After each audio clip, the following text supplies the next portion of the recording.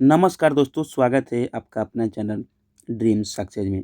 देखिए, BSSC CGL 4 BSO इन दोनों वैकेंसियाँ बहुत ही अच्छी पोस्ट पर सिलेक्शन आपको दिलवाएगी। लेकिन इसके लिए आपको सिलेबस के अनुसार पढ़ना होगा। इसमें जीके जीएस इसमें 50 क्वेश्चन जो रहेगा स्पेशल जीके से रहेगा और 25 क्वेश्चन जीएस से रहेगा, मतलब जनरल साइंस से रहेगा। तो इन दोनों जो टॉपिक्स है, इससे क्वेश्चंस 75 क्वेश्चंस आपके एग्जाम में आएगी। तो इसकी तैयारी किस तरह करें? यदि आप ये जीके जीएस पर पकड़ अच्छी बना लेते हैं, अच्छा आपकी पकड़ यदि बन जाती है और मैथ रीजनिंग में आपकी थोड़ा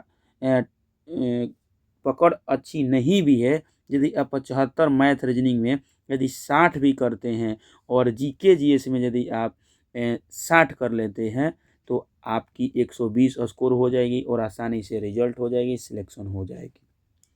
तो आपको इस वीडियो में जीके जीएस में पकड़ कैसे बनानी है, बेसिक से लेकर एडवांस लेवल तक हर एक चीज़ को समझाई जाएगी। ठीक है, तो चलिए सबसे पहले देखिए कि सिलेबस देखिए। सिलेबस में general knowledge, general science, Bihar special और करेंट अफेयर, इन 4 टॉपिक से आपके एग्जाम में क्वेश्चंस आएगी और टोटल क्वेश्चंस रहेगी 25। ठीक है, और यही जो है बीएसएससी का ये आधार है, क्योंकि 75 क्वेश्चन जो है 50% क्वेश्चंस मामूली क्वेश्चंस नहीं है। ठीक ना, जब तक आप इस पर पकड़ नहीं बनाते हैं तब तक रिजल्ट होने की बिल्कुल भी संभावना है ही नहीं, क्योंकि कंपटीशन बहुत ज़्यादा है और टाइम भी बहुत ज़्यादा इस बार दे दिया है। ठीक ना, तो सबसे पहले आपको बुक्स पर फोकस करनी पड़ेगी कि किन बुकों को पढ़ें। देखिए, 10 बुकें नहीं पढ़नी है आपकी। 10 बुकें पढ़ने से सिलेक्शन कहाँ से होगी, क्योंकि कंप्लीट ही नहीं होगी। 4 बुकें हैं, मैं 4 बुकों की बात इसमें करूँगा और बस उनको आप अच्छे से पढ़ लेते हैं तो रिजल्ट आसानी से होगी और सिलेक्शन भी हो जाएगी। पहली बुक है लूसेंट। लूसेंट जी के जो बुक है, देखो मेरे भाई, मैं ऐसे हवाबाजी नहीं कर रहा हूँ। मैं बीएसएससी सीजीएल 3 में प्री और मेंस क्लियर किया हूँ और मेरी तैयारी जीके जीएस की थोड़ी है। जिस आधार पर मैं बीएसएससी सीजीएल 3 में रिजल्ट लाया था, उसी के आधार पर मैं आप लोगों को बता रहा हूँ कि किस तरह मैं जीके जीएस का तैयारी किया था। ठीक है, तो आपको लूसेंट बुक सबसे पहले बेसिक बुक और बेस इसको माननी है। इसमें से कौन कौन सी चीज़ों को पढ़ना है? हिस्ट्री, ज्योग्राफी, पॉलिटी, इकोनॉमिक्स में आप जीडीपी वगैरह पढ़ सकते हैं, फिर से बैंकिंग के बारे में पढ़ सकते हैं, गरीबी वगैरह के बारे में पढ़ सकते हैं इससे हैं। लेकिन पढ़ना है लूसेंट से ही। आर्ट, कल्चर, कंप्यूटर, स्पोर्ट्स, ठीक ना, इन सारी चीज़ों को आपको पढ़नी है लूसेंट बुक से। ठीक ना, लूसेंट एक पतली बुक है, ज़्यादा मोटी बुक नहीं है और इससे आप लेवल 7 की पोस्ट पर आपकी यदि सिलेक्शन हो जाती है, आप उसकी तैयारी कर रहे हैं, तो क्यों इसको कंप्लीट नहीं करेंगे? बोलिए, कंप्लीट तो करना पड़ेगा ना, क्योंकि सिलेबस के अनुसार पढ़िएगा तभी तो सिलेक्शन होगा जी। तो लूसेंट बुक को 1 बार 2 बार नहीं पढ़ना है, कम से कम 3 से 4 बार 5 बार पढ़ना है। बहुत लोग 1 बार 2 बार पढ़ के सोचता है कि मैं रिजल्ट ला दूँ। मेरे भाई, कोई भी चीज़ें आप जब याद नहीं करोगे जब तक, तब तक कैसे होगी? लूसेंट बुक में बहुत सारे फैक्ट है, ठीक ना, तो फैक्ट्स जो है उसको आपको दिमाग में लाने के लिए कम से कम 3 से 4 बार पढ़नी होगी। तो सबसे पहले लूसेंट बुक को पढ़िए। उसके बाद में जो टॉपिक आप लूसेंट बुक से पढ़ रहे हैं, उसी टॉपिक को घटना चक्र जो सब्जेक्ट वाइज है उसको कंप्लीट करना है। मैं बताऊंगा आगे कैसे करनी है। साइंस के लिए आपको किन किन बुकों को पढ़ना है, तो देखिए 3 आपको बुक बताई गई है, तीनों में से किसी एक पर फोकस करिएगा। आप यदि एनसीईआरटी पढ़ना चाहते हैं तो 6 से 10 तक एनसीईआरटी साइंस का पढ़ लीजिए। लूसेंट साइंस जो स्पेशल आता है उसको पढ़ लीजिए, या दृष्टि का साइंस को पढ़िए। ठीक ना, इन तीनों में से किसी एक बुक को, जो यहाँ पर बुकें दी गई है, तीनों में से किसी एक को पढ़ने के बाद में आपको फिर सब्जेक्ट वाइज घटना चक्र से आपको क्वेश्चंस को लगानी है, ताकि आपको कॉन्फिडेंस बढ़ सके और पता चल सके कि क्वेश्चंस जो आती है बीपीएससी में, यूपीएससी में, यूपीपीसीएस में, जेपीएससी में, वो सारे क्वेश्चंस आप पकड़ पाते हैं कि नहीं। क्योंकि बीएसएससी का जो लेवल होता है वो बीपीएससी की ही लेवल की क्वेश्चंस पूछी जाती है, जीके जीएस की। तो आपको इन बुकों से पढ़ने के बाद में घटना चक्र से ऑब्जेक्टिव क्वेश्चन सब्जेक्ट वाइज जो बुक आती है अलग अलग, उसको कंप्लीट करना है। करेंट अफेयर के लिए स्पीडी का करेंट अफेयर, ठीक है, स्पीडी का करेंट अफेयर मात्र एक बुक को पढ़ना है। इसके लिए 1000 बुक को नहीं उठाना है। ये नहीं कि आप इलुटेरिया भी पढ़ लिए, प्रतियोगिता दर्पण भी पढ़ लिए और स्पीडी भी पढ़ रहे हैं, मेरे भाई नहीं कंप्लीट हो पाएगा सब, ठीक ना। सारी बुकों को कंप्लीट करने की जरूरत नहीं है, एक बुक को आप हर बार पढ़िए, बार बार रिवीजन करिए, ठीक ना। और इसको हर मंथ न्यू नहीं खरीदना है, आप 2 महीना 3 महीना 3 महीना पर एक बार खरीदिए, और जब आपका एग्जाम पास में आ जाएगा तब आप न्यू वाला खरीद लीजिएगा, ठीक ना। तो ये करना है। पढ़ाई कैसे करनी है, सबसे पहले लुसेंट को पढ़िए। लुसेंट में जो टॉपिक आप पढ़ रहे हैं उसको पढ़ने के बाद में, ठीक ना, आपको फिर घटना चक्र से वही चीज़ों को ऑब्जेक्टिव को कंप्लीट करना है। जैसे कि आप लुसेंट से मान लीजिए हिस्ट्री को पढ़ रहे हैं, तो फिर हिस्ट्री को कंप्लीट करने के बाद में आप जो ऑब्जेक्टिव घटना चक्र का बुक है उससे आपको कंप्लीट कर लेना है। उसके बाद में रिवीजन करिए।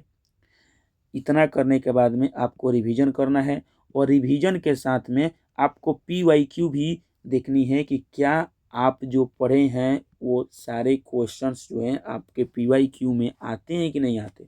और उसका बेसिक देख लीजिए कि पीवाईक्यू में किस लेवल की क्वेश्चन पूछी जाती है। अब पीवाईक्यू तो करना बहुत ही ज़्यादा ज़रूरी है, बिना पीवाईक्यू के बेस पर आप तैयारी कैसे कर सकते हैं जी। तो आपको इसी तरह आपको हिस्ट्री हो गया, और इसी तरह आपको आगे का टॉपिक को कंप्लीट करनी है। डेली का रूटीन आपको मैं बता दूं कि क्या क्या होनी चाहिए। डेली आपको कम से कम 4 घंटे का आपको रूटीन बनानी है जीके के लिए, केवल जीके जीएस के लिए, ठीक ना। आपको 4 घंटा, इसमें 2 घंटा लुसेंट का थ्योरी पर फोकस करना है, 1 घंटा आप घटना चक्र पर जो ऑब्जेक्टिव क्वेश्चंस हैं उस पर फोकस करिए। क्योंकि जब आप थ्योरी पढ़ते हैं उसके बाद जब ऑब्जेक्टिव पढ़ लेंगे तो आपका थ्योरी कंप्लीट होने के साथ साथ ऑब्जेक्टिव भी क्वेश्चंस आपको पकड़ में आ जाएगी। 30 मिनट डेली आप करेंट अफेयर पर फोकस करिए। ऐसा नहीं कि बहुत सारे कैंडिडेट होते हैं ना, जब एग्जाम पास में आती है तब करेंट अफेयर पढ़ते हैं, इससे आपका बहुत ही ज़्यादा लोड हो जाएगा जब एग्जाम आएगा तो, और करेंट अफेयर पर पकड़ नहीं बन पाएगी आपको। तो 30 मिनट डेली आपको कम से कम करेंट अफेयर पर फोकस करनी है, और 30 minute revision very very important.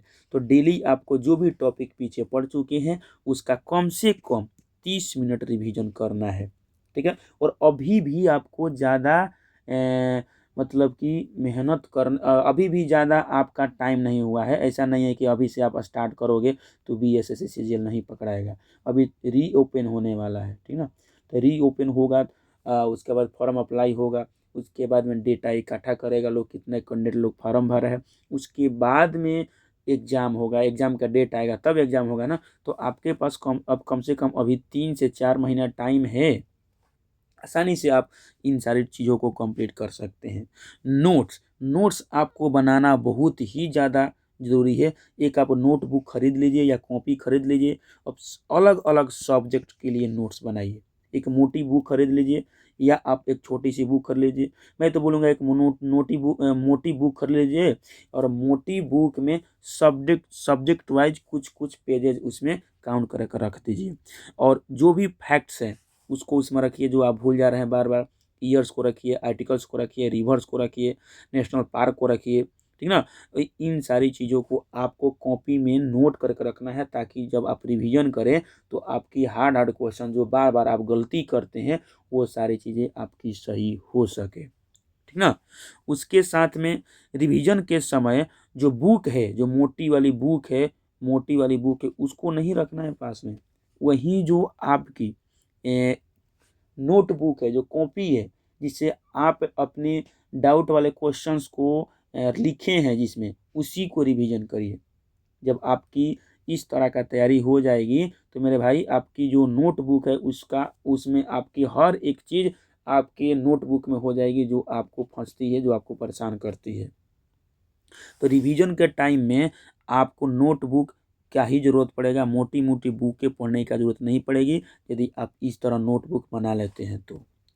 PYQ का स्ट्रेटजी, PYQ का स्ट्रेटजी में आपको सब्जेक्ट वाइज BSSC, बिहार दरोगा, बिहार पुलिस और BPSC, इन चारों एग्जाम्स का आपको जो सब्जेक्ट वाइज PYQ क्वेश्चंस हैं, जो प्रीवियस ईयर में क्वेश्चन पूछे गए हैं, उसको आपको फिर देखनी है और हर एक क्वेश्चंस को कंप्लीट कर लेनी है।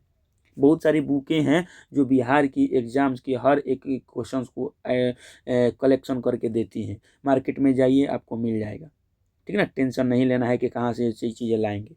तो आपको सब्जेक्ट वाइज पढ़ने के बाद में PYQ इन सारी एग्जाम्स को आपको लगानी ही लगानी है। और ख़ासकर आपको यदि आप इनका नहीं लगाते, सबका नहीं लगाते हैं, तो BSSC का लगाइए, दरोगा का लगाइए और बिहार सर्विस कमीशन का लगाइए, BPSC का लगाना ही लगाना है, ठीक ना। तो ये सारी चीज़ें करिए और इसको लगाने के बाद में आप देखिए कि किन टॉपिक से ज़्यादा क्वेश्चंस पूछे जाते हैं। जैसे कि बिहार के एग्जाम में मॉडर्न हिस्ट्री से ज़्यादा क्वेश्चन पूछे जाते हैं, बायोलॉजी से ज़्यादा क्वेश्चन पूछे जाते हैं। तो जब आप PYQ का एनालिसिस करिएगा तो तभी आपको पता चलेगा कि किस टॉपिक से ज़्यादा क्वेश्चन पूछे जाती है, और जिस टॉपिक से ज़्यादा क्वेश्चन पूछी जाती है उसी पर आप फोकस करिए, उसी पर ज़्यादा मेहनत करिए, क्योंकि वो वेटेज टॉपिक है और वेटेज टॉपिक पर पकड़ बनाने का मतलब है रिजल्ट को अपने हाथ में रखना, ठीक है।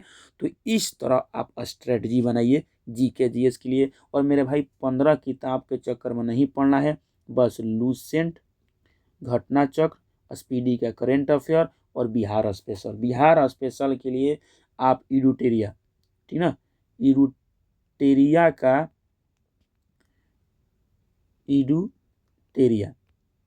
इडुटेरिया का बुक बिहार स्पेशल का था, उसको आप कंप्लीट कर सकते हैं। बिहार स्पेशल से क्वेश्चंस आपके 4 से 5 मिल जाते हैं, ठीक ना।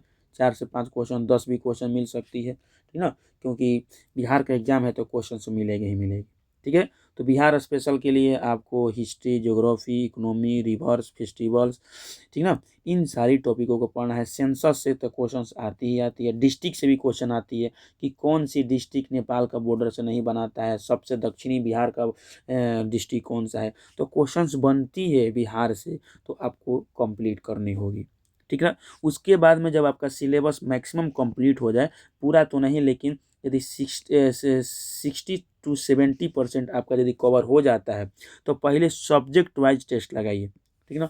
सब्जेक्ट वाइज टेस्ट लगाइए। आप देखिए कि सब्जेक्ट वाइज टेस्ट लगा रहे हैं या आप